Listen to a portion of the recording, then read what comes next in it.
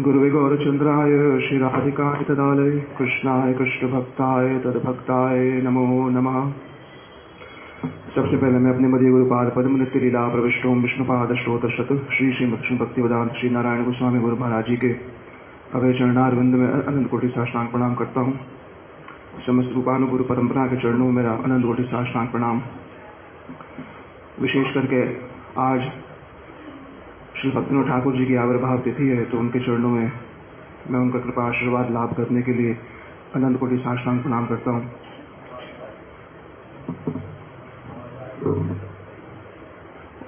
और यहाँ पर उपस्थित परम पूजनीय श्री परमात्मा प्रभु जी के चरणों में मेरा अनंत कोटि साष्टांग प्रणाम।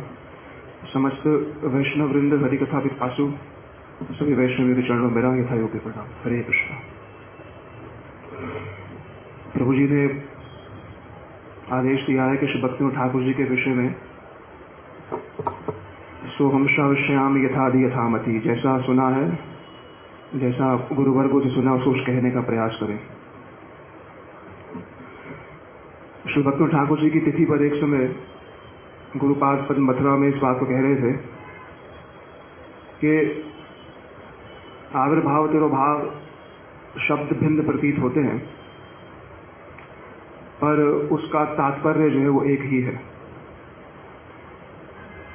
महापुरुषों का आविर्भाव जगत में बहिर्मुख जीवों को अंतर्मुख करने के लिए होता है। जो भगवत विमुख है उनको आन के निकट लाने के लिए उनका आविर्भाव होता है, और जो पहले से ही अंतर्मुखी हैं, जिनका पहले से ही भगवत तत्व में कुछ प्रवेश है, उन अंतर्मुख भक्तों को भक्ति राज्य में और अग्रसर करने के लिए इन महापुरुषों का जो आविर्भाव होता है, कह रहे प्रभु की सेवा के लिए ही आते हैं और फिर अपनी तिरुभाव लीला का आविष्कार करके उसी ही सेवा में फिर से जो है नियुक्त हो जाते हैं। गुरुपाद पद्म कह रहे कि यह जो तिथियां हैं, यह सब तिथियां स्मरण महोत्सव के रूप में विराजित हैं। ये तिथियां स्मरण महोत्सव है। बोले कि जैसे आपने नाम लिया नामाचार्य शरदास ठाकुर, नाम लेते ही शरदास ठाकुर जी की जितनी भी लीलाएं हैं वो स्वतः ही आपके मानस पटल पर उदित हो जाती है। जिन्होंने उनके विषय में पढ़ा है, सुना है, तो जो कुछ भी सुना है, जो कुछ भी पढ़ा है, उनका स्मरण करने से उनकी तिथि वास्तविक रूप में पालन की जा सकती है। गुरुपाद पद्म भक्तिविनोद ठाकुर जी के विषय में अनेकानेक बार उन्होंने बहुत से विचार दिए हैं। वो कह रहे कि श्री भक्तिविनोद ठाकुर जी का संपूर्ण जीवन शास्त्र के सार को संकलित करने में व्यतीत हुआ। बहुत ही महत्वपूर्ण बात कही, क्योंकि शास्त्र समुद्र की भांति है। अब समुद्र की भांति शास्त्र में से कौन सी वस्तु प्रयोजनीय है, कौन सी वस्तु, कौन सा विचार सबसे अधिक लाभदायक है, इसका स्वतः अनुसंधान करने अगर जीव जाएगा तो भ्रांति होगी और मूलतः वस्तु और मूलतः विचार से वंचित हो जाएगा। तो भक्तिविनोद ठाकुर जी ने क्या किया कि अपना संपूर्ण जीवन शास्त्रों के सार को संकलित करने में व्यतीत किया। उनके सभी ग्रंथ अगर आप देखिए, वैष्णव सिद्धांत माला देखिए आप, ग्रंथ छोटा सा ग्रंथ होने पर भी उसमें समस्त शास्त्र का सार जिस सूत्र रूप में, विस्तृत रूप में नहीं, सूत्र रूप में जो उसको लिखित किया है, कहीं उसी वैष्णव सिद्धांत माला का विस्तार ही जैव धर्म है, उसी का ही विस्तार जैव धर्म है। जहां श्री भक्तिविनोद ठाकुर जी ने भक्ति के अतिरिक्त अन्य अन्य जो मार्ग संसार में पाए जाते हैं, योग, कर्म इत्यादि, उन सब प्रसंगों को भी अपने ग्रंथों में इस प्रकार से संकलित किया है कि जैसे श्री व्यासदेव ने अपने ग्रंथों में समस्त प्रकार की उपासनाओं को संकलित करने पर भी अंततः भक्ति की ही सर्वश्रेष्ठता स्थापित की है। उसी प्रकार से श्रील भक्तिविनोद ठाकुर जी ने अपने समकालीन जितने प्रकार उस मत थे, समकालीन जो भी मत थे और प्राचीन भी जो मत चल रहे हैं, चाहे वो पातंजल योग है, चाहे वह कर्मकांड इत्यादि है, इन सब व्यक्तियों के साथ भी जो भक्तिविनोद ठाकुर जी ने जो जैव धर्म में वार्ताओं को वहां पर प्रकट किया है, यह उनकी लेखनी का एक विशेष, यह उनका विशेष एक योगदान है कि कहीं उन्होंने समाज में प्रचलित अन्य अन्य साधनों को पूर्ण रूप से तिरस्कार नहीं किया, उसको स्वीकृत भी नहीं किया, पर उनकी चर्चा करके भक्ति के साथ उसका एक तुलनात्मक दृष्टिकोण जो है प्रदान किया है। केवल भक्ति की चर्चा नहीं की, अन्य अन्य साधनों का आप ग्रंथ देखिए, प्रेम प्रदीप, जहां पर विशेष करके योग की बहुत चर्चा है, हठ योग की बहुत चर्चा है। तो भक्तिविनोद ठाकुर कहीं हठ योग का प्रवर्तन नहीं कर रहे हैं, पर हठ योग के साथ भक्ति का जो एक तुलनात्मक दृष्टिकोण दे रहे हैं, उससे श्रोता की, पाठक की या साधक की भक्ति के प्रति श्रद्धा की पुष्टि होती है। अन्य अन्य साधनों के साथ जिस प्रकार से उन्होंने, तो ये उनकी जीवन का एक विशेष योगदान रहा कि शास्त्रों के समस्त सारों को संकलित करने में उनका समस्त जीवन जो व्यतीत हुआ। गुरुपाद पद्म जब उनके विषय में कहते तो एक बात कहते कि हम उनकी केवल एक शिक्षा पर विचार करते हैं, क्योंकि उनकी एक शिक्षा भी समुद्र के समान है। पहले गुरुजी भक्तिविनोद ठाकुर जी के प्रणाम मंत्र के विषय में जब बता रहे हैं, कह रहे नमो भक्ति विनोदाय सच्चिदानंद नामिने गौर शक्ति स्वरूपाय रूपानुवराय थे। इस भक्ति विनोद का अर्थ बता रहे हैं कि विनोद शब्द का तात्पर्य है प्रसन्नता।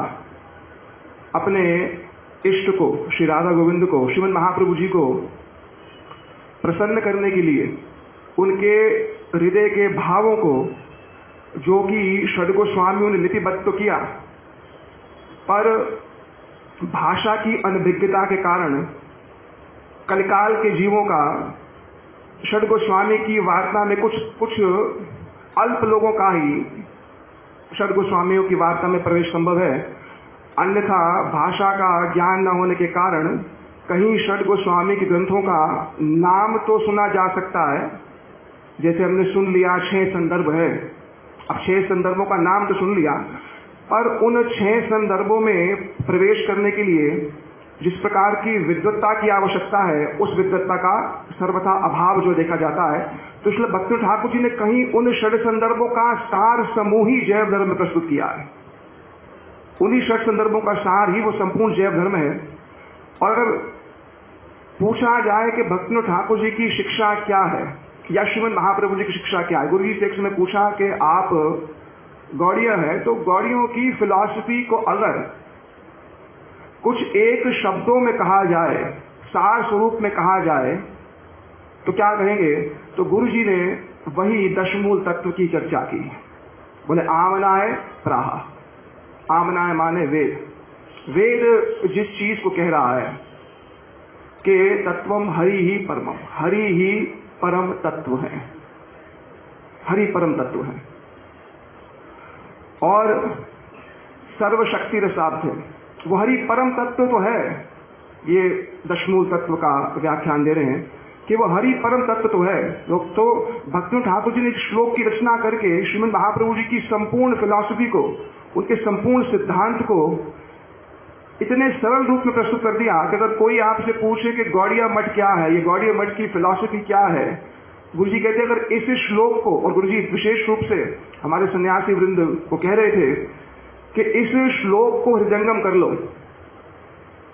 और कोई अगर आपसे पूछे कि आप लोग किसके उपासक हैं, आपकी संपूर्ण परंपरा के सिद्धांत को अगर कुछ एक शब्द में वर्णन करना हो तो आप क्या करेंगे? तो गुरु जी इसी दशमूल तत्व का यह जो श्लोक है इसके विषय में कहते थे, इसको याद कर लो। और केवल याद नहीं करो, इसका चिंतन करके इसके पालन करने की जो आवश्यकता है। तो गुरु जी कह रहे कि ये जो श्लोक है कि कृष्ण परम तत्व है, सर्वशक्तिमान है, सर्वशक्तिम, रस के समुद्र है, रसाब्ध। चौथा कह रहे हैं तद भिन्नांश प्रकृति कवलितम। जो दो प्रकार के जीव हैं, एक तो ये बता दिया कृष्ण परम तत्व है, कृष्ण सर्वशक्तिमान है, और श्री कृष्ण रस के समुद्र हैं। ये इनकी पूरी फिलॉसफी का जिस्ट है। फिर कह दिया कि जीव दो प्रकार के हैं, एक जीव जो प्रकृति द्वारा कवलित है, माया द्वारा ग्रसित है, और दूसरे जीव जो हैं, जो भिन्नांश हैं, वो तो प्रकृति द्वारा कवलित हैं, पर तद विभिन्नांश भवेत, और जो मुक्त हैं वो भगवत सेवा में नियुक्त हैं। छठा बोला भेदा भेद प्रकाशम सकलपि। और ये श्रीमद् महाप्रभु जी की जो अन्य हमारे जो आचार्य हैं, जिन्होंने वेदांत सूत्र पर व्याख्या करके अपनी अपनी टीकाओं को लिखा, अपने अपने भाष्य को लिखा, तो श्रीमद् महाप्रभु जी के इस भेदा भेद प्रकाश सकल अपि, बोले शक्ति शक्तिमान में भेद है भी सही और नहीं भी है, वो भेदा भेद प्रकाश है। जो कुछ भी प्रकट अप्रकट दिख रहा है वो श्री कृष्ण की शक्ति के प्रकाश के अतिरिक्त कुछ नहीं है। तो श्री कृष्ण का उसके साथ भिन्नत्व भी है और अभिन्नत्व भी एक साथ है। ये पूरी फिलॉसफी दे रहे हैं। अब उस हरि को प्राप्त करने का साधन क्या है? बोले उस हरि को प्राप्त करने का साधन है शुद्ध भक्ति। और शुद्ध भक्ति का तात्पर्य, उस शुद्ध भक्ति का लक्ष्य क्या है? बोले श्री कृष्ण के प्रति प्रीति, उस प्रीति को लाभ करना। तो पहला प्रमाण दे दिया कि हरि परम तत्व है, उसके बाद 9 ये प्रमेय दे दिए और कह दिया कि इसी ही चीज को देने के लिए जनान श्री गौरचंद्र सह, वो गौरचंद्र इसी ही चीज को देने के लिए आए। तो ये दशमूल तत्व जो उन्होंने दिया है, उनके प्राय ग्रंथ, चाहे चैतन्य शिक्षामृत देखिए, चाहे जैव धर्म देखिए, इसी दशमूल शिक्षा पर ही संपूर्ण रूप से जो है वो उसका आधार जो लिए हुए हैं। तो इस सेवा के माध्यम से वो भक्ति विनोद सिद्ध हुए। उनका भक्ति विनोद नाम, उनकी जो ये सेवा है श्रीमद् महाप्रभु जी के प्रति, अपने इष्ट के प्रति, कि कैसे उन्होंने जगत के जीवों को श्रीमद् महाप्रभु जी की धारा में प्रवेश कराने के लिए उन्हीं षड गोस्वामियों की वार्ता को बंगला भाषा में उसको लिपिबद्ध किया और उन्हीं बंगला भाषा के अपने ग्रंथों को या उन्हीं अपने बंगला भाषा के भाव को उन्होंने पद्यों में और अपनी कविताओं में और अपने जो उनके गीत हैं, जो भजन गीतावली है, उसमें जो लिपिबद्ध किया है, उसको ही पढ़ने मात्र से समस्त शास्त्र का सार सरल रूप से समझा जा सकता है। कुछ एक उदाहरण देखते हैं कि कैसे श्रीमद् भक्तिविनोद ठाकुर जी की वाणी और श्रीमद् भागवतम के श्लोक एक दूसरे के पूरे अनुरूप हैं, किंचित मात्र भी भेद नहीं है। भागवत का तत्व जानने वाले, भागवत में प्रवेश करने वाले व्यक्ति अगर कहीं श्री भक्तिविनोद ठाकुर जी की गीतावली को स्पर्श करेंगे तो अतिशयोक्ति नहीं है कि उनके प्रत्येक पद में श्रीमद् भागवतम का एक एक श्लोक उद्धृत हो रहा है। इसमें कोई अतिशयोक्ति नहीं है। जाकर के उसको देखेंगे, उसका कुछ उदाहरण देखिए।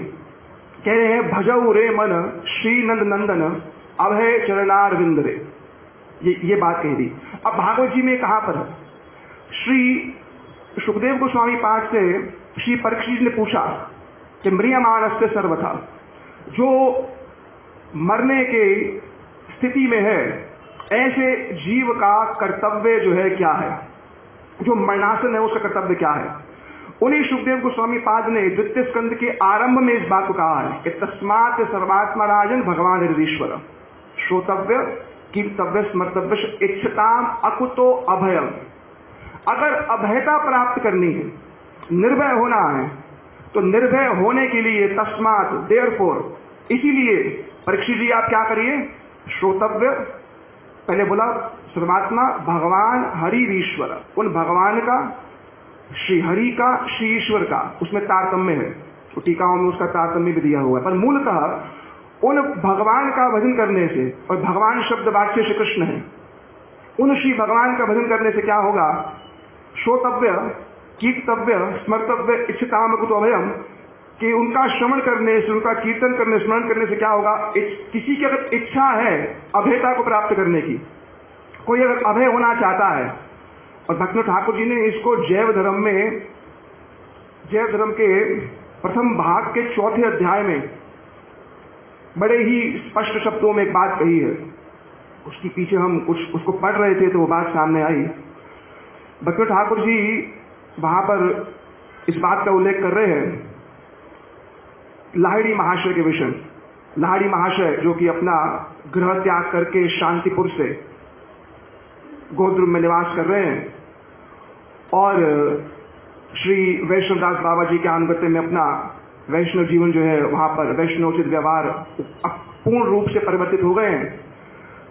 तो लाहिड़ी महाशय की कुटिया के बाहर रात्रि के समय कहीं एक सर्प के समान कुछ दिखा। तो लाहिड़ी महाशय ने क्या किया? अपना दीपक लेकर के, लठिया लेकर के या कुछ और लेकर के सांप को मारने के लिए दौड़े। तो वैष्णवदास बाबा जी को कहा कि सर्प को मैं मारने के लिए गया, सर्प तो भाग गया, वो कहीं सर्प आपकी कुटिया में जो है प्रवेश न कर जाए, इसलिए आप सावधान रहिए। तो वैष्णवदास बाबा जी ने एक बात कही कि सर्प आदि का भय जब तक है, सर्प आदि में सब कुछ, सर्प आदि में सब कुछ, चाहे वो किसी जंतु से मृत्यु का भय हो, चाहे रोग से मृत्यु का भय हो, चाहे धन के अभाव से मृत्यु का भय हो, किसी भी प्रकार से अगर मृत्यु का भय है, मूलतः ये कह रहे हैं, तो अभी शरणागति पूर्ण रूप से नहीं हुई है। कह रहे हैं वैष्णव शब्द, ये फिर उत्तम वैष्णव की बात की जा रही है, वैष्णव शब्द का परिचय तब मिलेगा जब सर्प आदि का भय समाप्त हो जाएगा। ये उत्तम वैष्णव की बात की जा रही है। और कह रहे हैं जब यह मान ही लिया कि कृष्ण माता, कृष्ण पिता, कृष्ण धन प्राण, और गुरु जी इस बात को कह रहे थे, क्योंकि जब गुरु जी इस बात कह रहे थे तो भक्त लोग उसको लिख रहे थे। लिखना अभी आरंभ है, जानेंगे तभी समझेंगे उसको। तो गुरु जी ने कहा लिखो मत, केवल इसको लिखने के लिए मत लिखो, लिखना अच्छा है, लिखने से क्या होगा? उसका बोध, बार बार उससे मनन होगा, पर लिखने के पश्चात बोले उसको पालन, बोले कृष्ण माता, कृष्ण पिता, कृष्ण धन प्राण। तो बोले जब कृष्ण माता है, कृष्ण पिता है, कृष्ण धन प्राण है, तो फिर सर्प इत्यादि से भय की क्या आवश्यकता है? बोले अगर सर्प साथ भी सोए और शरीर छोड़ने का समय नहीं आया है, शरीर छोड़ने का समय नहीं आया है, तो उस समय मृत्यु आपको स्पर्श नहीं करेगी। तो आप क्या करिए? अपने चित्त को इस भय से निवृत्त कर दीजिए, क्योंकि इस भय से आविष्ट चित्त से श्री कृष्ण का स्मरण किंचित मात्र तो हो ही सकता है, पर श्री कृष्ण का पूर्ण रूप से स्मरण इस भय से मुक्त हो नहीं हो सकता। तो भक्ति ठाकुर जब कह रहे हैं कि भजऊ रे मन श्री नंद नंदन अभय चरणार विंद रे, वो अभयता को प्राप्त कब होंगे? जब वास्तविक शरणागति आरंभ हो जाएगी। भाई कृष्ण माता, कृष्ण पिता, कृष्ण प्राण, बात ना कही गई।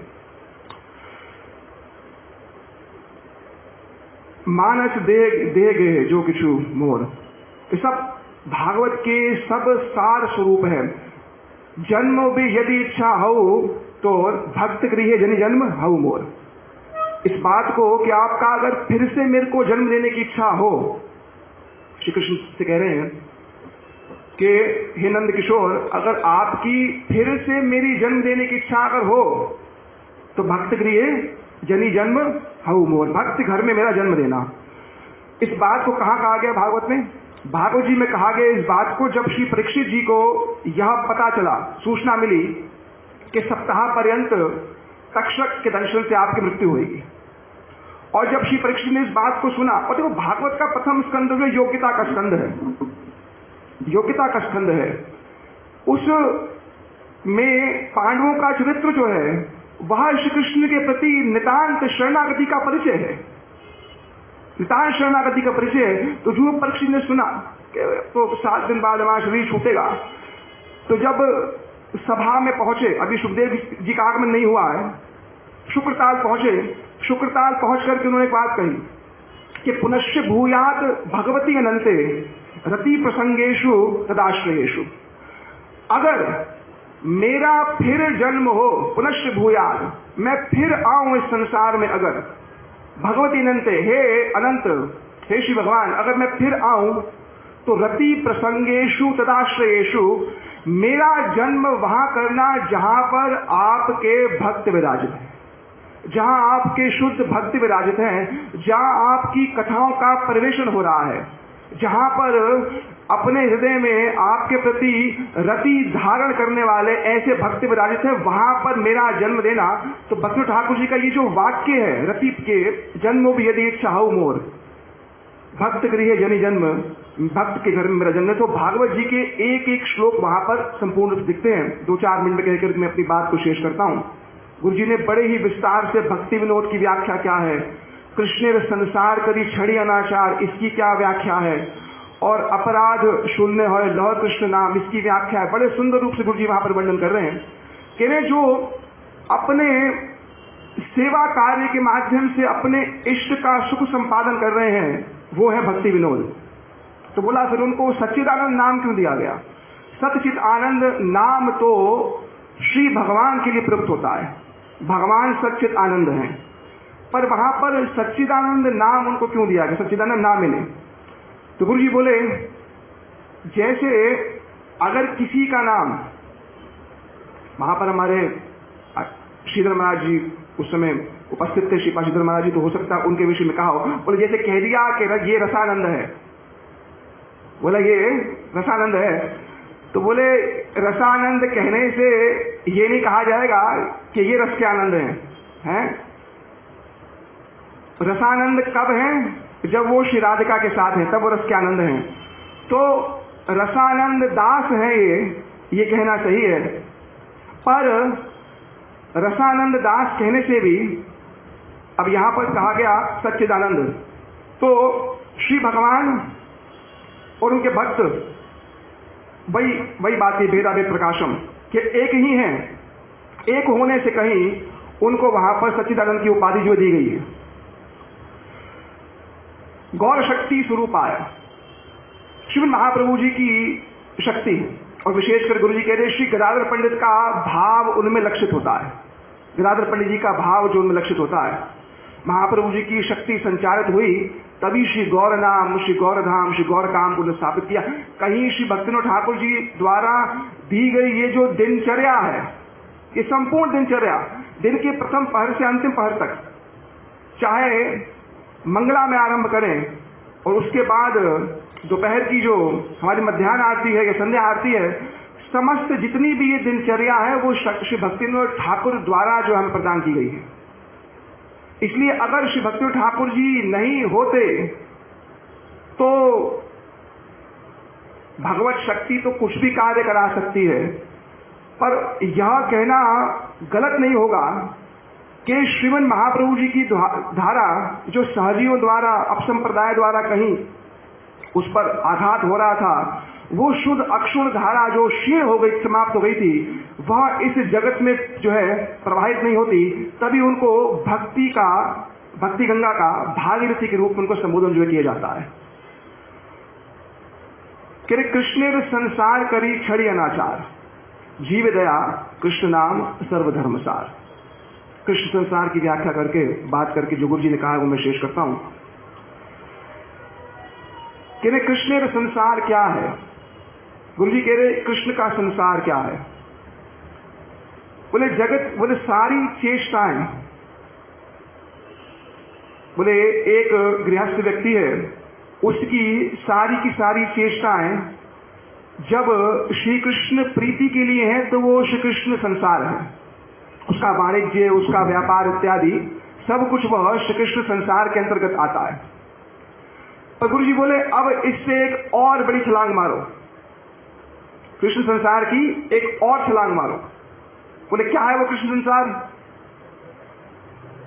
बोले माता मेरे को बालक मान के मेरा लालन पालन करती है, सखा मेरे को सखा मान करके मेरे स्कंद पे आरोहण कर देते हैं, और प्रिया यदि मान करे वत्सर्न। और श्री प्रिया जी अगर कहा, अगर श्री राधिका कहीं अगर मान करके हमें भत्सरना करती है हमारी, तो वेद से भी ज्यादा अधिक वह वचन मुझे अत्यंत जो है प्रिय है। तो बोले यह कृष्ण का संसार है। एक स्वरूप में कृष्ण का संसार साधकों के लिए क्या बताया गया कि सकल चेष्टा, हाँ, कृष्ण सुख की कामना, ये एक कृष्ण संसार है। पर दूसरा कृष्ण का संसार यह है कि जहां पर माता उनका तारण कर रही है, माता लालन पालन कर रही है, सखा लोग कंधे पे आरोहण कर रहे हैं, तो बोले ऐसे कृष्ण संसार में प्रवेश कराने के लिए ही श्री भक्तिविनोद ठाकुर जी की लेखनी है।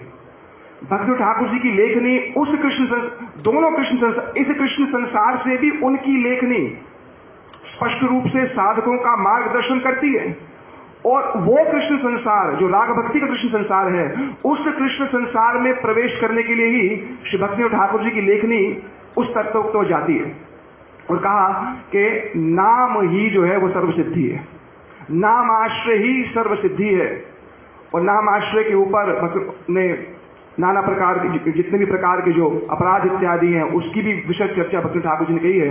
तो कहीं सार में ये कहा जाए कि जीव दया कृष्ण नाम सर्वधर्म सार, हाँ, अपराध शून्य लय कृष्ण नाम, ये बात जो कही गई, तो इसी की ही व्याख्या गुरुपाद पद्म कर रहे थे। और भक्तिविनोद ठाकुर जी ने किस प्रकार से हरे कृष्ण महामंत्र की जो व्याख्या कही है कि मच्चित हत्वा भवबंधन मोच इति हरे, कि हे गोविंद, मैं आपको अपना मन देने में अक्षम हूं, मैं आपको अपना मन दे नहीं सकता, तो मद चित्त हत्वा, आप मेरे चित्त का हरण कीजिए, क्योंकि आप हरण कला में प्रबुद्ध हैं, हरण कला प्रबुद्ध हैं। और मद चित्त आकर्षयति कृष्ण, ऐसे बहुत से उन्होंने अपने जो ग्रंथ हैं इन सब चीजों को जो है व्यक्त किया है। तो उनकी गीतावली भागवत जी से अभिन्न है। उनकी गीतावली शास्त्र में प्रवेश कराने का एक बहुत ही सरल सहज मार्ग जो उन्होंने प्रस्तुत किया है।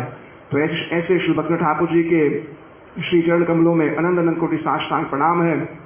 कहीं वह गुरुपाद पद्म के माध्यम से कृपा करें कि उनके ग्रंथों का अनुशीलन और उनके ग्रंथों में दिए गए उपदेश को पालन करने की चेष्टा करें, और उस चेष्टा का बल भी जो है यह आचार्य जो प्रदान करे, यही उनके चरण कमलों में यह मेरी जो प्रार्थना है। वांछा कल्पतरुभ्यश्च कृपा सिन्धुभ्येव च पतितानां पावनेभ्यो वैष्णवेभ्यो नमो नमः।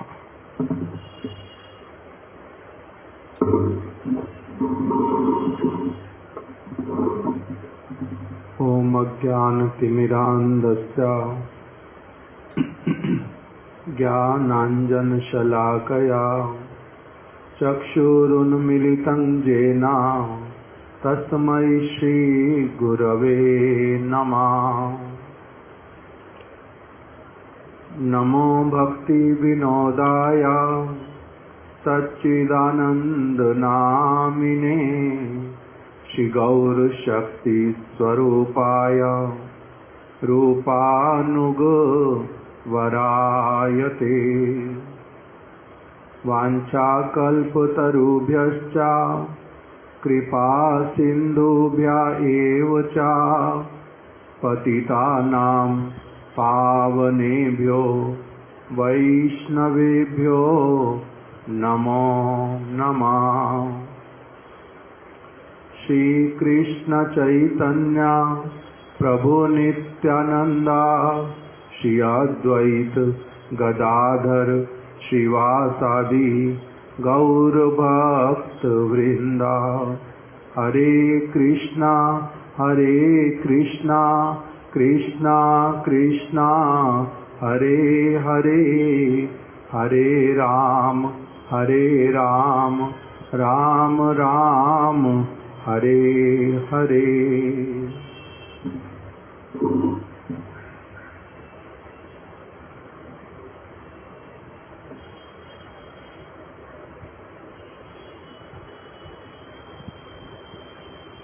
आज एक विशेष तिथि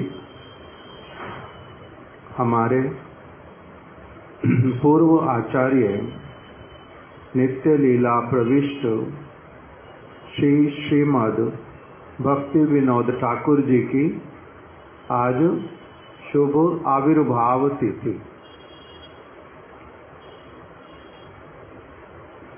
और कल हमारे शिला महाराज जी का और नामाचार्य शिला हरिदास ठाकुर जी का, उनका शुभ तिरोभाव तिथि है। इसी गणना के अनुसार आज अधिवास तिथि भी है।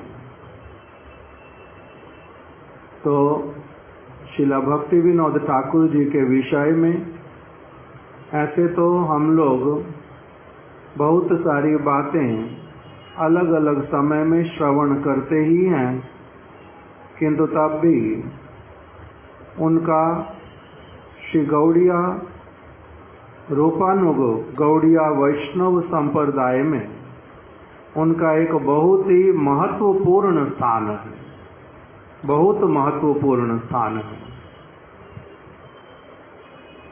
शिला भक्ति विनोद ठाकुर जी, उनके हम लोगों ने अभी कुछ थोड़ा सा उनका महिमा को बतलाने वाला जो स्तव और कुछ कीर्तन इत्यादि, उसको हम लोगों ने श्रवण किया। उसी के अंतर्गत बतलाया कि श्री आमंद कारुण्य गुणाकर श्री शिला भक्ति विनोद ठाकुर जी जो हैं, उन्होंने जो करुणा की है, जिस करुणा को वो अपने साथ में लेकर के आए, जो करुणा उन्होंने की, वो करुणा ऐसे वाली जो कभी भी अमंद नहीं होती, मंद नहीं होती, अमंद। दो शब्द हैं ये, मंद और अमंद। चैतन्य चरितामृत में भी शिला स्वरूप दामोदर गोस्वामी जी ने ये शब्द उपयोग किया। श्री चैतन्य महाप्रभु की जो दया है वो कैसे वाली है? कभी भी मंद नहीं पड़ने वाली, अमंदोदय दया। उसी प्रकार से शिला भक्ति विनोद ठाकुर जी की करुणा को भी कहा कि वो कभी मंद पड़ने वाली नहीं है, अमंद। इसीलिए शिला प्रभुपाद जी कहते थे कि शिला भक्ति विनोद ठाकुर जी ने जिस धारा को पूर्ण रूप में आत्मसात किया और जिस भक्ति की, शुद्ध भक्ति की रूपानुग विचारधारा को जो उन्होंने प्रवाहित किया है, वो कभी भी अवरुद्ध नहीं होएगी, अर्थात कभी भी लुप्त नहीं होएगी। वो नित्य काल के लिए, क्योंकि वो नित्य वस्तु है, इसीलिए नित्य काल के लिए वो विराजित रहती है। जो उन्होंने विचारधारा बतलाई, उनको शुद्ध रूपानुग वैष्णव आचार्य कहा जाता है। अर्थात श्री चैतन्य महाप्रभु ने, श्री रूप गोस्वामी जी ने जो जो विचार बतलाए, उन सारे विचारों को उन्होंने बड़े ही शुद्ध रूप में उसको ग्रहण किया, उसी का ही वितरण किया, उसी का ही चर्चा किया, उसी को ही लिख करके दिया। उन्होंने श्री चैतन्य महाप्रभु की वाणी जो प्रमाणिक ग्रंथों के माध्यम से उपलब्ध थी, उसको उसमें जो और लोग कुछ मिश्रण कर रहे थे महाप्रभु की बातों में, उन सारी बातों की उन्होंने छटाई कर दी, छान दिया। जैसे किसी वस्तु को छान लेते हैं, और छानने का अर्थ क्या होता है? जो सार वस्तु और जो असार, उन दोनों को अलग कर देना। तो भक्ति विनोद ठाकुर जी ने असार को और सार को पूरी तरह से अलग करके प्रस्तुत कर दिया। इसलिए उनका जो रूपानुगत्य श्री चैतन्य महाप्रभु की एक एक बात को उन्होंने श्री चैतन्य चरितामृत का भाष्य लिखा, अमृत प्रवाह भाष्य। चैतन्य महाप्रभु के विषय में लिखा था कृष्णदास कविराज गोस्वामी जी ने, किंतु जहाँ जहाँ पर लोगों को स्पष्ट रूप में वो समझ नहीं आएगा, उसका उन्होंने क्या कर दिया, सरलीकरण कर दिया, अच्छी तरह से समझा दिया श्री चैतन्य महाप्रभु के विचारों को। इसलिए उनके विषय में लिखा हुआ आया,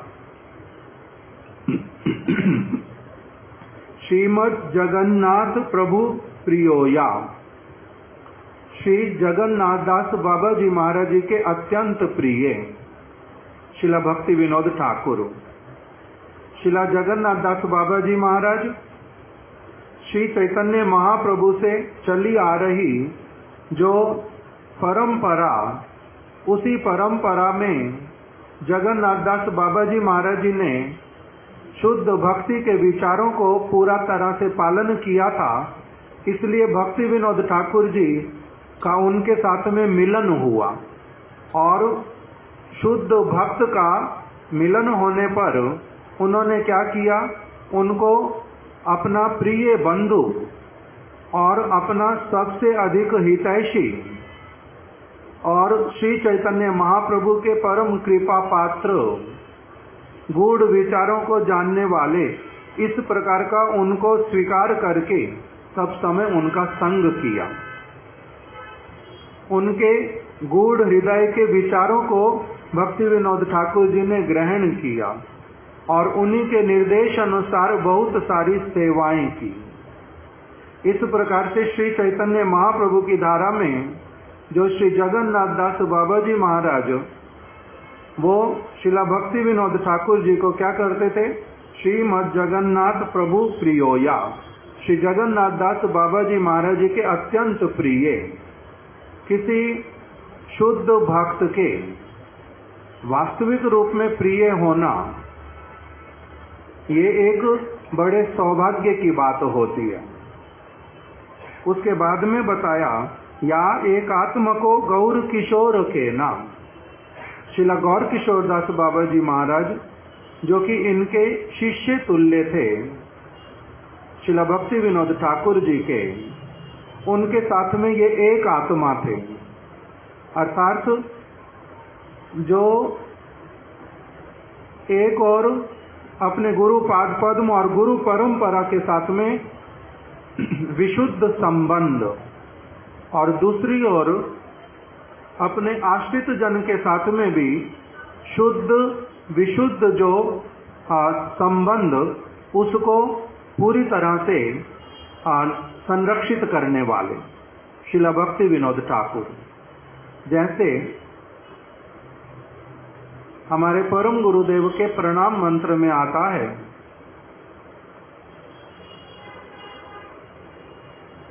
स्वाश्रितानांश्च पालिने। कौन सा श्लोक है ये वाला?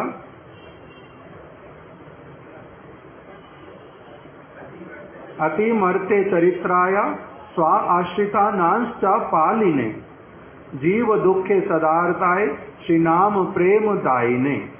इसमें आता है स्वा आश्रितानांश्च पालिने, अपने स्व आश्रित अर्थात अपने जो आश्रित जन, अर्थात शिला वामन गोस्वामी महाराज, शिला त्रिविक्रम गोस्वामी महाराज और शिला गुरुदेव और अन्य अन्य अनेक उनके जो आश्रित जन, स्व आश्रिता नांश्च पालिने, उन अपने आश्रित जनों का भली प्रकार से पालन करने वाले।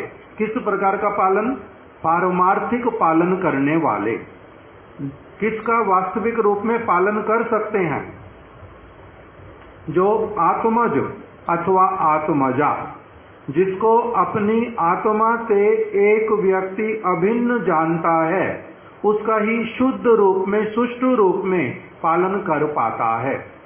और दूसरी ओर जगन्नाथ दास बाबा जी महाराज जी के ये संतान तुल्य, इसलिए वहां पर भी एक आत्मा, और आगे गौर किशोर दास बाबा जी महाराज जी के गुरु तुल्य, उनको अपने संतान के रूप में पालन करना, आत्मज के रूप में पालन करना।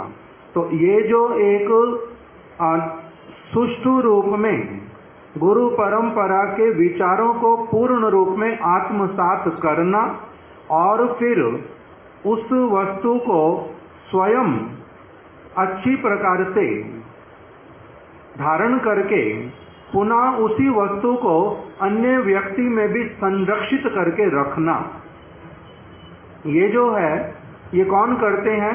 शुद्ध भक्त। इसीलिए गुरुदेव ने जो इन्होंने बात उठाई, गुरुदेव की कथा में जो बात आई कि कृष्णेर संसार करो छाड़ी अनाचार जीवे दया, कह रहे जीव के ऊपर दया जो है वो कैसी वाली होती है?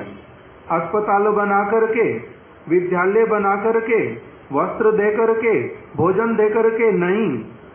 उसमें गुरुदेव ने मदर टेरेसा का भी नाम लिया कि मदर टेरेसा को मूर्ख लोग बोलते हैं, जो बहुत वो जो है उसने बहुत बड़ा कार्य किया, किंतु जिसने कृष्ण भक्ति के साथ में नित्य वस्तु के साथ में किसी को जोड़ा नहीं, केवल शरीर की वस्तुओं को लेकर के, इस जड़ जगत की चीजों को लेकर के ही उनको सहायता किया, वो स्वयं भी इस जगत में पुनः आएगी, दूसरे लोगों को भी पुनः पुनः कष्ट में डालेगी।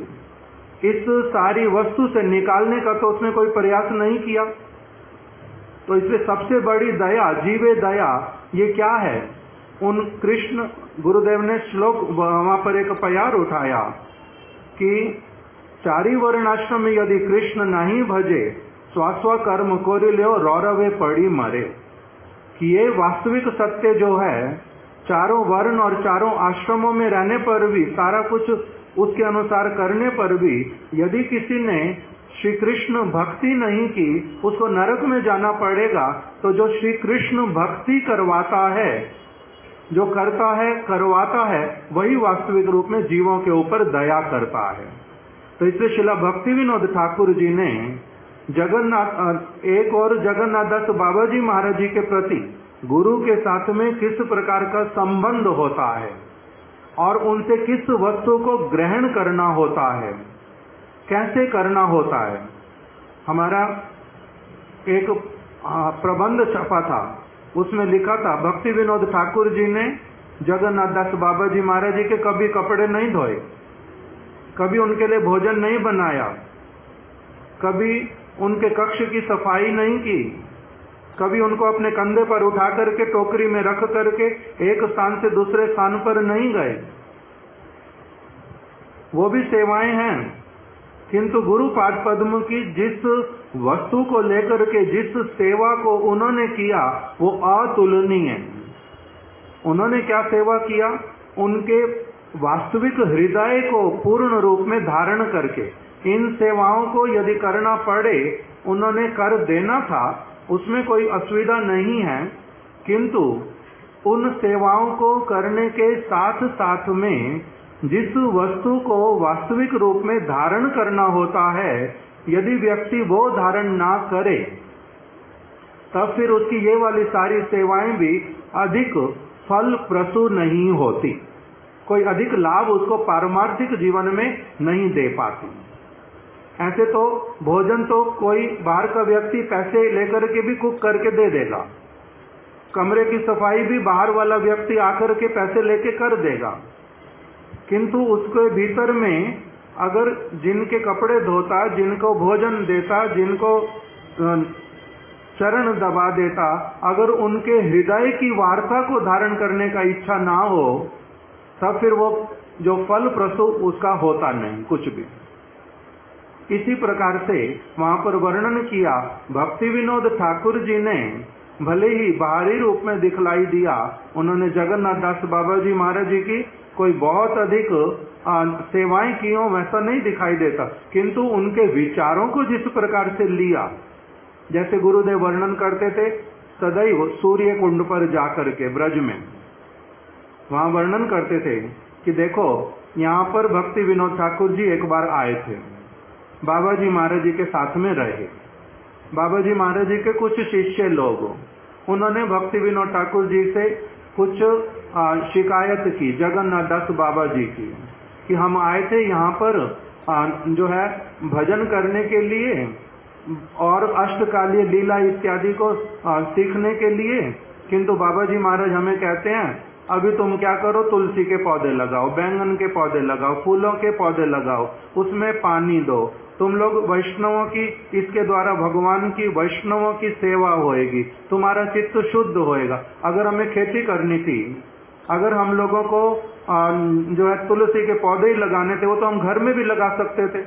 इनके पास आए थे भजन की शिक्षा लेने, और ये हमारे को क्या सिखला रहे हैं, दूसरी चीजें।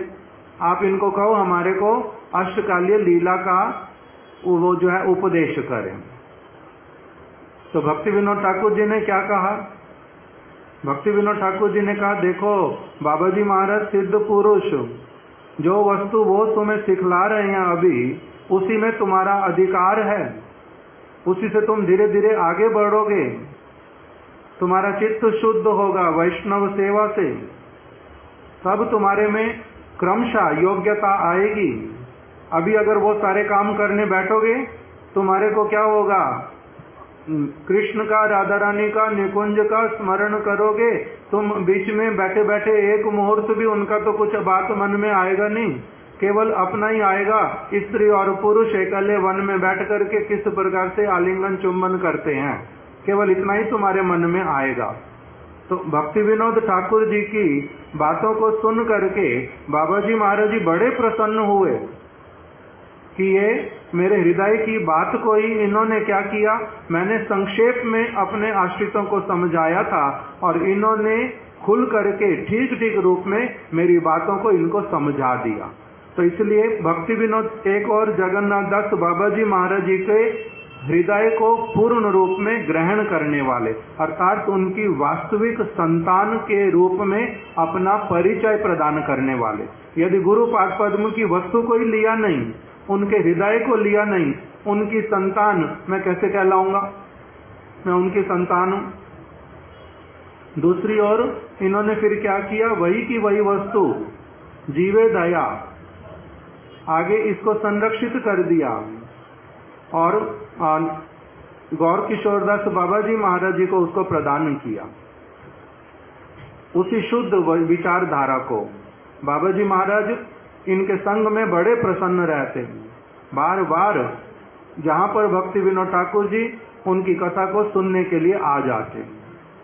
फिर बतलाया कि कैसे शिला प्रभुपाद भक्ति सिद्धांत सरस्वती ठाकुर यद्यपि उनके पुत्र के रूप में इस जगत में आविर्भूत हुए, किंतु उनको बाल्य अवस्था से इन्होंने क्या कराया, गुरुदेव इस बात पे भी जोर दे रहे कि यद्यपि छोटे बालक, उनका अन्न प्राशन इत्यादि कराना, उनको फिर हरि नाम 7 वर्ष की आयु में देना और फिर उनको जो है भक्ति रसामृत सिंधु, उज्ज्वल नीलमणि इत्यादि की कथाओं को श्रवण कराना, छोटे बालक को योग्यता है, अगर ठीक से कोई समझाए तो सारी बातों को व्यक्ति धारण कर सकता है। इस बात को गुरुदेव ने वर्णन किया कि कैसे उन्होंने अपनी सारी विचारों को भक्ति विनोद प्रभुपाद जी में भरना प्रारंभ किया, शुद्ध विचारधारा को, और उनको इस प्रकार से एक शुद्ध भक्त के रूप में प्रस्तुत कर दिया शिला प्रभुपाद जी को। ये क्या है, आत्मज के रूप में उनको स्वीकार करना। एक आत्मज जो कि केवल मात्र उनके औरत से जन्म लेना, और दूसरा वास्तविक आत्मज जो है वो क्या हुआ, जिनको पारमार्थिक, जिनका पोषण किया, पालन किया। तो इन्होंने उनको पारमार्थिक रूप में भी अपने आत्मज के रूप में पूर्ण रूप में स्वीकार किया। फिर गुरुदेव वर्णन करते हैं कि किस प्रकार से भक्ति विनोद ठाकुर जी ने लेखनी का अधिक उपयोग किया, महाप्रभु के विचारों को, महाप्रभु के कितनी प्रकार से श्री चैतन्य महाप्रभु की शिक्षा, श्री चैतन्य शिक्षामृत, फिर भक्ति तत्व विवेक, फिर नवद्वीप धाम महात्म्य, नवद्वीप धाम परिक्रमा, नवद्वीप भाव तरंग, कितने कितने कीर्तन, अनेक प्रकार से श्री चैतन्य महाप्रभु के निज जन, इसलिए उनको क्या कहा, चैतन्य देवस्य दया अवतारा।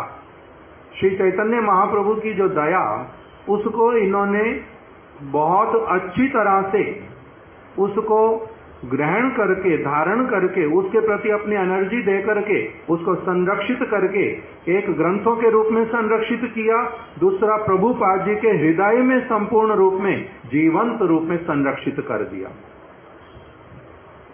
श्री चैतन्य महाप्रभु की आविर्भाव स्थली को प्रकाशित किया, फिर नाम हट इत्यादि का प्रचार किया, ग्रंथों को लिखा बहुत। गुरुदेव कहते हैं कि उन्होंने ग्रंथ लिखे, किंतु यदि उनके ग्रंथों का प्रभुपाद जी अपनी कथाओं के माध्यम से, अपने शिष्यों के माध्यम से, उसकी प्रिंटिंग के माध्यम से, उसके डिस्ट्रीब्यूशन के माध्यम से, यदि प्रभुपाद जी ये सारे कार्य नहीं करते, तब भक्ति विनोद ठाकुर जी का जो लेखनी वो सारा व्यर्थ में चला जाता। इसलिए इन्होंने क्या किया, भक्ति विनोद ठाकुर जी ने प्रभुपाद जी को आदेश दिया कि देखो, मैं एक महाप्रभु की वाणी को सिस्टमैटिकली इस जगत में सर्वत्र प्रचार करने के उद्देश्य से मैंने अभी एक परिकल्पना की है। परिकल्पना मतलब एक योजना बनाई है, एक योजना बनाई है, स्टेप बाय स्टेप ये वाली वस्तु श्री चैतन्य महाप्रभु की जो भावधारा, ये किस प्रकार से जगत में ठीक ठीक रूप में सर्वत्र पहुंचे, उसके लिए मैंने आज से रूप रेखा बनानी प्रारंभ की है, परिकल्पना मैंने की है। वो परिकल्पना क्या है? सर्वप्रथम जो जो सारी बातें श्री चैतन्य महाप्रभु के हृदय को पूर्ण रूप में व्यक्त करती हैं, उनको आधार के रूप में, ग्रंथों के रूप में हमने क्या करना है, श्री चैतन्य महाप्रभु की फिलॉसफी क्या है उसको पहले पूरी तरह से संरक्षित करना है। अर्थात इसको शिला स्वामी महाराज जी ने इसी को नाम दिया, books are the basis, books are the basis. शिला भक्ति विनोद ठाकुर जी ने सबसे पहले जैसे एक कोई बिल्डिंग बनानी हो, उसके लिए जैसे आधार बनाते हैं, उसका उन्होंने आधार बनाया, किसको? ग्रंथों को। फिर उसके बाद में उन्होंने कहा कि श्रीधाम नवद्वीप जो है ये सर्वश्रेष्ठ स्थान है, नित्य काल के लिए इस वस्तु को हम लोगों को एस्टैब्लिश करना है। और धाम की सेवा, गुरुदेव ने 3 नाम लिए, गौर नाम, गौर काम और गौर धाम। गौर नाम मतलब श्री चैतन्य महाप्रभु के जो समस्त उपदेशावली, उनका जो जीवन चरित्र, इसका नाम गौर नाम। इसको हमने क्या करना है? अच्छी तरह से प्रकाशित करना है। ये हमने अपने ऊपर एक दायित्व जो है ग्रहण करना है। हम उनके प्रति कृतज्ञ हैं, सारा जगत उनके प्रति कृतज्ञ है। उन्होंने इस प्रकार की वस्तु को ला करके दिया है, कृपा करके, और हम लोगों के लिए उन्होंने आदेश दिया है कि हमें क्या करना है, उस वस्तु को अच्छी तरह से ग्रहण करके स्वयं आचरण करते हुए अन्यों के पास में जहां तक हो सके उस वस्तु को प्रदान करना है। इसलिए हम क्या करेंगे, अभी हमारे पास में बेस तक भी नहीं है, हम अभी क्या करेंगे, सबसे पहले उसके लिए बेस प्रारंभ करेंगे। हमारा जो मूल स्थान होगा वो क्या होगा? श्री चैतन्य महाप्रभु की जन्मस्थली, योगपीठ। यहाँ से हम लोग क्या करेंगे, श्री चैतन्य महाप्रभु की सारी वस्तुओं को एक एक करके एग्जीक्यूट करेंगे। उसके लिए दूसरा उन्होंने बताया कि कोई भी ऐसी बातें जो जिसका आधार, जिसमें जो फिलॉसफी है, फिलॉसफी को हिंदी में क्या कहते हैं? सिद्धांत, दार्शनिक विचार, किंतु इस कॉन्टेक्स्ट में उसका नाम है सत्य वस्तु, सत्य सिद्धांत, वास्तविक सिद्धांत, दृढ़ सिद्धांत।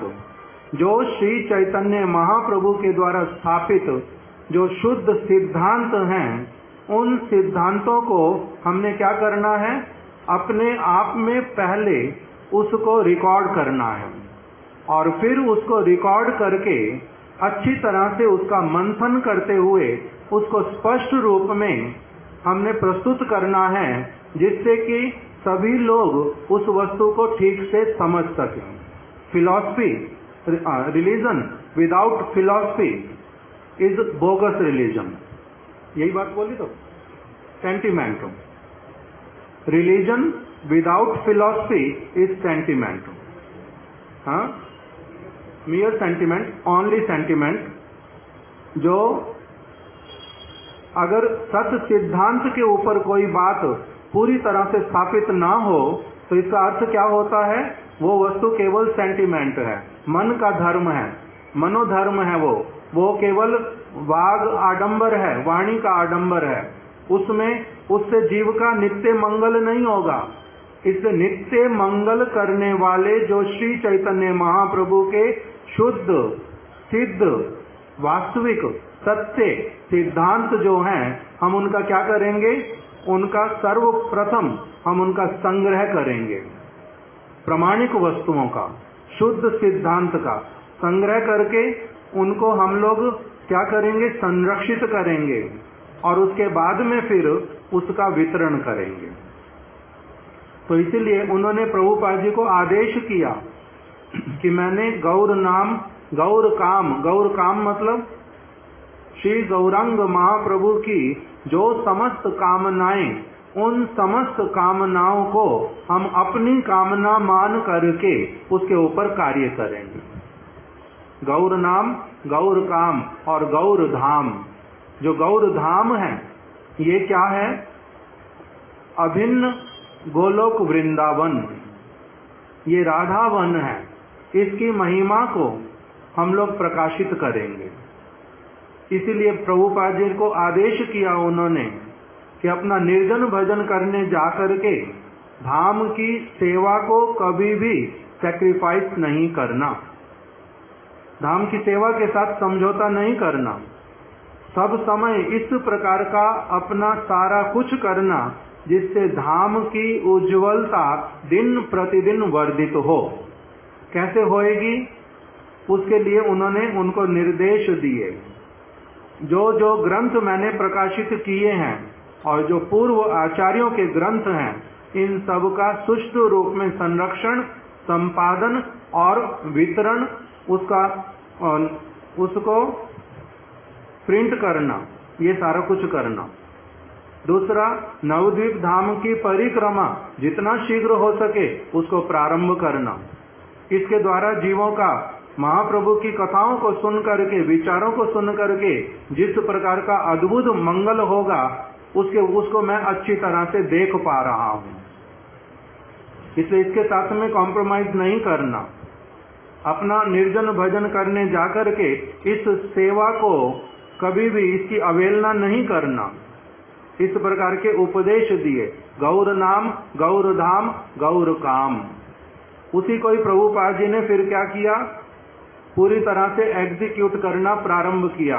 गुरुदेव ने एक प्रबंध लिखा है, अभी अभी हमारी जो 2 पत्रिकाएं उसमें आधा आधा करके गया है। उसमें लिख रहे हैं कि भक्ति विनोद ठाकुर जी ने प्लान बनाया, जैसे एक बिल्डिंग का प्लान बनाते हैं, और शिला प्रभुपाद जी ने उसको कंस्ट्रक्ट करना शुरू किया, उसके ऊपर बिल्डिंग बनानी शुरू की। किंतु उन्होंने प्लान किया। प्लान कैसे बनाया उसका सारा कुछ एक एक करके वहां पर 20 चीजें बताई गुरुदेव ने कि भक्ति विनोद ठाकुर जी ने क्या कहा और प्रभुपाद जी ने उसको कैसे आगे संरक्षित करते हुए चले। इसी प्रकार की प्रेरणा को जो उन्होंने भर दिया भक्ति विनोद ठाकुर जी ने प्रभुपाद जी में और गौर किशोरदास बाबा जी के माध्यम से, इसी का नाम क्या है? इन लोगों को आत्मज के रूप में स्वीकार करना, शिष्य के रूप में स्वीकार करना। स्वा आश्रिता नांश्चा पालिने, अपने आश्रित जनों का पालन करते हैं। किस लिए करते हैं? इसलिए कि वो उस परंपरा को पूर्ण रूप में ग्रहण करके उसके द्वारा कृतार्थ होकर के आगे उसी वस्तु का महाप्रभु की सेवा के लिए उपयोग करें। और स्वयं फिर जो इन्होंने पहले श्रीमद् जगन्नाथ प्रभु प्रियो श्री जगन्नाथ दास बाबा जी महाराज जी के अत्यंत प्रिय, उसमें भी क्या उनके आत्मज बन करके, वास्तविक आत्मज बन करके इन्होंने परिचय प्रदान किया, अपना परिचय प्रदान किया कि मैं वास्तविक रूप में कौन हूं? उनका आत्मज हूं। उनके विचारों को पूर्ण रूप में धारण करके। इस प्रकार का इसमें आया था। फिर इन्होंने एक समय में ग्रंथ प्रकाशित किया, हरिनाम चिंतामणि। उसमें इन्होंने नाम अपराध क्या होते हैं, महाप्रभु ने केवल इतना बोल दिया था, महाप्रभु की वाणी में केवल इतना मिलता था कि निरपराधे नाम लैले पाए प्रेम धन, भजन एर मध्य श्रेष्ठ नव विधा भक्ति, कृष्ण प्रेम कृष्ण दीते धरे महाशक्ति, तार मध्य सर्वश्रेष्ठ नाम संकीर्तन, निरपराधे नाम लैले पाए प्रेम धन। महाप्रभु ने कहा कि नाम संकीर्तन यद्यपि सर्वश्रेष्ठ भक्ति का साधन है, अंग है, किंतु यदि निरपराध होके करोगे तब कृष्ण प्रेम मिलेगा।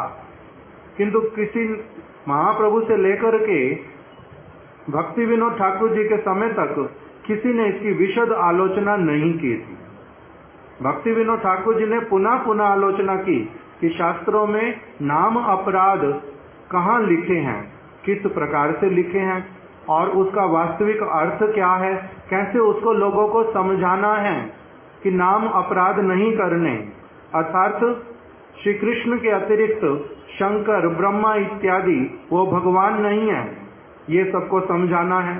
शास्त्र की बातें जो हैं वो कोई अतिशयोक्ति नहीं है, केवल मात्र बड़ा चढ़ा करके बोली गई बातें नहीं है। शास्त्र की बातें माइथोलॉजी नहीं है, मनगढ़ंत कल्पना वाली बातें नहीं है। शास्त्र परम सत्य हैं, भगवान की वाणी है। इस वस्तु को बतलाना है तभी नाम तुम्हारा होगा ठीक से। तो जो नाम अपराध की बातें भक्ति विनोद ठाकुर जी ने बतलाना प्रारंभ किया, तो लोगों ने बड़ा कि भगवान के नाम में भी अब अपराध होते हैं, भगवान के नाम भी शुद्ध और अशुद्ध होता है। लोगों को ये तक भी नहीं पता था, बहुत सारे लोगों को।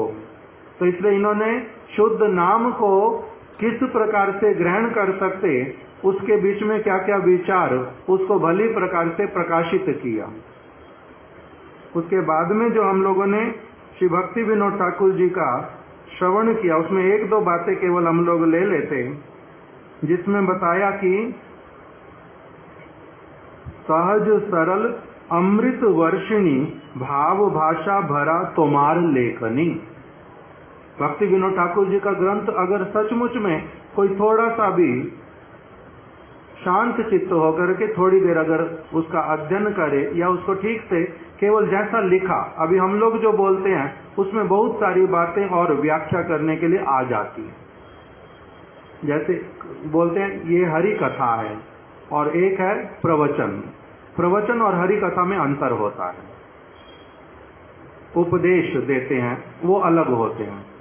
कथा का मतलब जो एकदम से इतना सरल रूप में प्रवाहित होती है जिसमें बुद्धि को मन को लगाना नहीं पड़ता, कान से सुनने पर ही आत्मा में प्रवेश करता है जो वस्तु, उसको कहते हैं कथा। अभी हम लोग कथा सुनने के योग्य नहीं है। कथा हम लोगों को उल्टा कैसी लगती है कि ये तो कहानियां हैं केवल। हम लोगों को दो चार कोई उपदेश अगर बता देते हैं तो हमें लगता है आज कथा बड़ी अच्छी हुई, किंतु वो कथा नहीं, वो प्रवचन था। मेरा अधिकार बहुत कम, इसलिए मैं कथा को अप्रिशिएट नहीं कर पाता, मेरे लिए अभी प्रवचन इत्यादि ही काम के होते हैं। तो जैसा भी हो, तो उनकी कथा के विषय में क्या कहा गया, जो वो लिखते हैं उसके लिए कहा सहज सरल अमृत वर्षिणी, भाव भाषा भरा तोमार लेखनी। हे शिला भक्ति विनोद ठाकुर, आपकी जो लेखनी है ना, वो क्या है, वास्तविक रूप में कथा है। वो कथा है, वो अमृत के समान है। उसमें इतना सुंदर फ्लो है, एक के बाद एक के बाद एक पढ़ते पढ़ते जैसे लगता है जैसे नदी का प्रवाह केवल अपनी सहज गति के साथ में चलता जा रहा है। ना तो आप कुछ किसी को उपदेश देने के लिए कुछ कह रहे हैं और ना ही उसके लिए आपको कुछ जैसे झूठ मूठ बात बोलो, मनगढ़ंत बात बोलो, उसमें बहुत कुछ सोचना पड़ता। किंतु अगर सत्य सरल बात बोलनी हो तो उसको कहने के लिए जिस प्रकार से वो व्यक्त हो जाती है, उसी प्रकार से आपकी लेखनी अमृत वर्षिणी, अमृत की वर्षा करने वाली। बड़ी ही सरल सहज, छोटी छोटी बातें, उनके कीर्तनों को पढ़ो, बहुत बड़े बड़े विचार जो संस्कृत भाषा में दिए हुए, जिनको समझने के लिए बहुत कुछ करना पड़ता, भक्ति विनोद ठाकुर जी के कीर्तन में वही की वही बात इतने सरल सहज रूप में बता देते हैं कि बड़े बड़े सिद्धांत उसमें आ जाते, बड़े बड़े सिद्धांत उसमें आ जाते। तो सरल सहज अमृत वर्षणी भाव भाषा, आपकी भाषा ऐसी है, किस लिए? क्योंकि आपके हृदय के भाव ऐसे वाले हैं, आपका हृदय ऐसा है, अत्यंत कोमल, अत्यंत सरल, अमृत के द्वारा सब समय सिक्त। इसलिए आपकी जो वाणी भी निकलती है वो कैसी वाली है? फिर अमृत वर्षिणी, सहज है, सरल है। और प्रति पत्रे छत्रे, भक्ति विनोद ठाकुर जी की लेखनी का कोई एक अगर पृष्ठ भी पढ़ ले, कह रहे प्रत्येक पृष्ठ पर, प्रत्येक पंक्ति में, प्रत्येक शब्द में जो अप्राकृत जगत है वही प्रकटित हुआ है। इस जगत की बात आपने किसी भी दृष्टिकोण से नहीं कही। इस जगत की जो भी बात बतलाई है वहां के दृष्टिकोण से बतलाई है। ऊपर वाली दृष्टि से इस जगत, ये जगत कैसा दिखलाई पड़ता है, ये जगत है कैसा, उसका आपने क्या किया है? स्पर्श करके प्रदान किया। प्रत्येक पन्ने में, प्रत्येक पंक्ति में, आपके प्रत्येक शब्द में वो क्या है? सिद्धांत सम्मणि, वो मणियां हैं, अभूतपूर्व मणियां, बहुत मूल्यवान मणियां। उसमें उसकी उन मणियों की तुलना और किसी वस्तु के साथ नहीं कर सकते।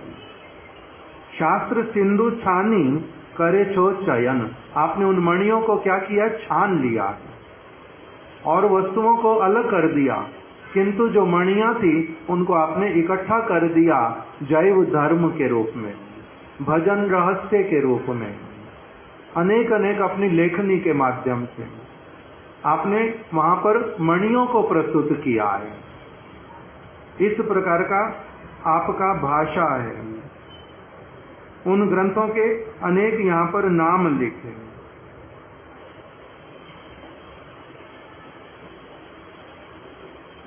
तुम्ही कालातीत नित्य चिद विलास तत्व बद्ध जीव पक्षे आगम्य नितांत। आप अप्राकृत तत्व हैं। आपका इस गुरुदेव बताते थे कि कब वो लिखते होंगे, कब उन्होंने ग्रंथ लिखे, कब वो सोते हैं, कब वो उठते हैं, इसका पता नहीं चलता था किसी को भी, किसी को नहीं पता चलता था। संसार किया, गृहस्थ आश्रम में रहे, काम किया, बैरिस्टर का पद, बहुत रिस्पॉन्सिबिलिटी वाला, घर की जिम्मेदारी, साथ में सारा काम करना, उस पर शुद्ध भक्ति की सभाएं करना, नित्य प्रति हरि नाम करना। और जिस प्रकार से वो हरि नाम करते थे उसका भी प्रभुपाद जी ने अपनी लेखनी में वर्णन किया है कि किस प्रकार से आविष्ट चित्त होकर के और पूरा समय दे करके कैसे वो हरि नाम करते थे। रात्रि में उठ करके 1 बजे, 2 बजे, 1:30 बजे कैसे हम लोगों को उनके शब्द सुनाई देने लगते, हरे कृष्णा, वो सब वर्णन किया। कब हरि नाम करते, कब ग्रंथों को लिखते। उनके ग्रंथों का जो संख्या बहुत अधिक है, बहुत अधिक है, कहां कहां से प्रमाण दिए हैं। इसलिए अप्राकृत महापुरुष कौन इस प्रकार से कर सकता है। गुरुदेव उनके विषय में वर्णन करते थे कि कैसे इस प्रकार से भजन की परिपाटी जो भक्ति विनोद ठाकुर जी ने दिखलाई और सिखलाई वही वास्तविक रूप में सिद्ध प्रणाली है। कैसे कैसे कीर्तनों की रचना,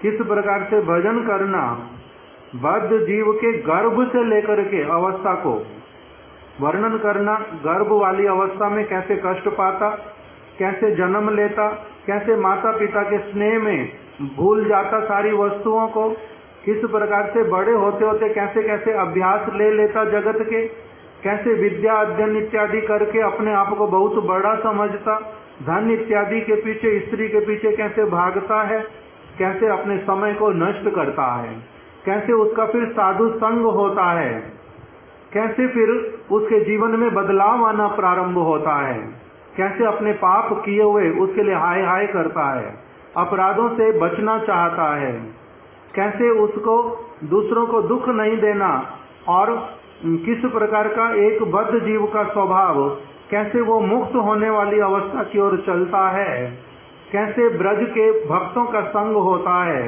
कैसे उस ब्रज भक्ति में प्रवेश करता है, कैसे उसका ब्रज में प्रवेश होता है। अंत में कह रहे हैं भक्ति विनोद परमाण, मैं प्रमाण हूँ भक्ति विनोद।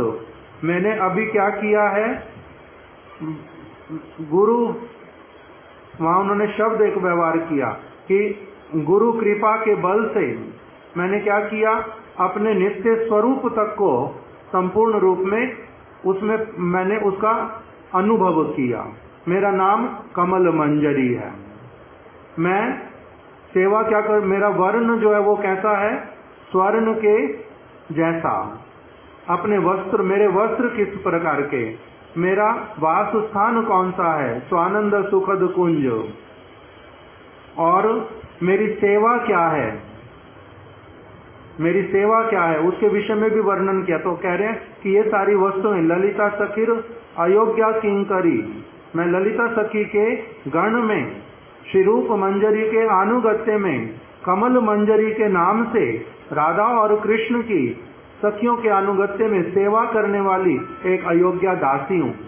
इसी, और हमने वो कीर्तन भी अभी किया था जो नवकिशोर प्रभु से ने गान किया कि किस प्रकार से गुरु वैष्णवों की कृपा होएगी और कब मेरा जो है वो कदम्ब कानन का दर्शन होगा, मैं कब उसमें प्रवेश करूंगा, कैसे मैं सखियों के अनुगत्य में सेवा करूंगा, वो सब प्रार्थनाएं और फिर उसमें प्रवेश, अपना अनुभव, वो सारा कुछ बतलाया। तो जो ये रूपानुग विचारधारा एक बद्ध जीव को बद्धता से पूरी तरह से निकाल करके कृष्ण संसार में कैसे प्रविष्ट होना और फिर कैसे कृष्ण संसार में ही पूरी तरह से निमग्न हो जाना, रम जाना, वो सारा कुछ इन्होंने जिस प्रकार से वर्णन किया वो अद्भुत है। इसलिए प्रभुपाद जी कहते थे, भक्ति विनोद ठाकुर जी की एक एक बात जो है वो अगर जगत के व्यक्तियों के पास पहुंचाई जाए तो वो क्या करेगी, वो बम का काम करेगी। बम जाकर के उनके हृदय में इस जड़ जगत की चीजों को निकाल देगी और अप्राकृत जगत की चीजों को वहां पर प्रकाशित कर देगी। उसी के लिए प्रभुपाद जी ने कहा, मेरे को किसकी आवश्यकता पड़ी, स्थान की। उसके लिए मेरे को आवश्यकता पड़ी मठ की। उसके लिए मेरे को आवश्यकता है लोगों की।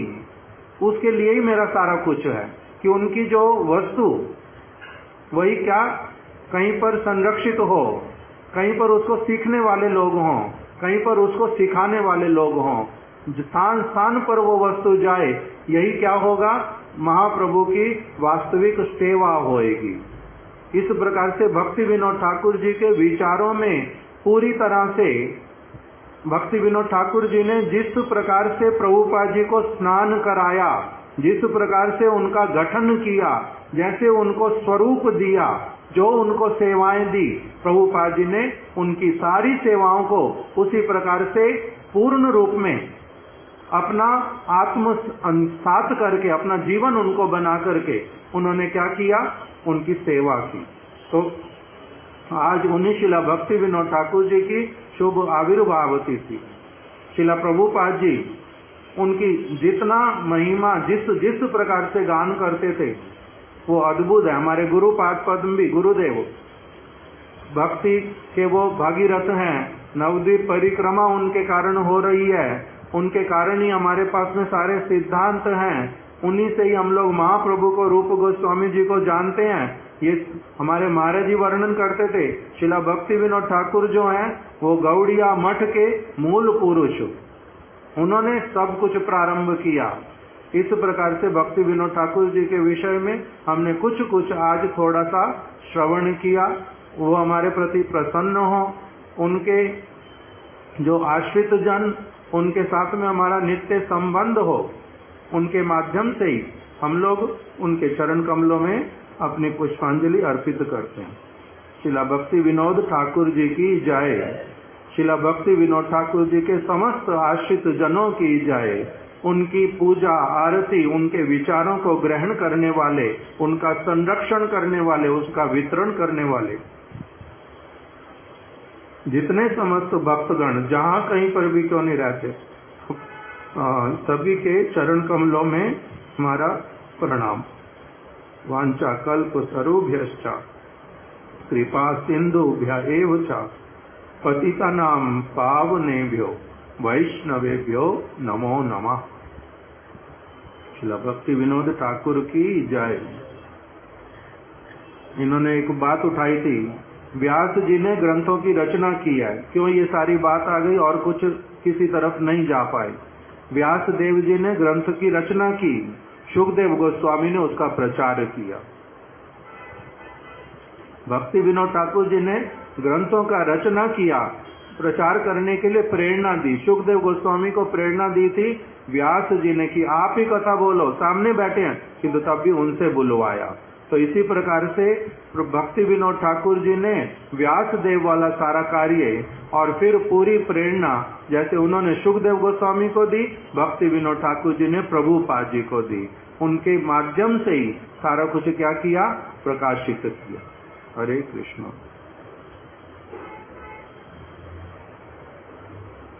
Books are the basis. उसके बाद में जो प्रभुपाद जी को आदेश दिया भक्ति विनोद ठाकुर जी ने, वो क्या दिया कि इन सारी वस्तुओं का प्रचार करना, गौर नाम, गौर धाम और गौर काम का। इसी को शिला स्वामी महाराज जी ने दूसरे शब्दों में फिर क्या कहा, प्रीचिंग इज द एसेंस। जो भक्ति विनोद ठाकुर जी ने लिखा था, प्रभुपाद जी को कहा था।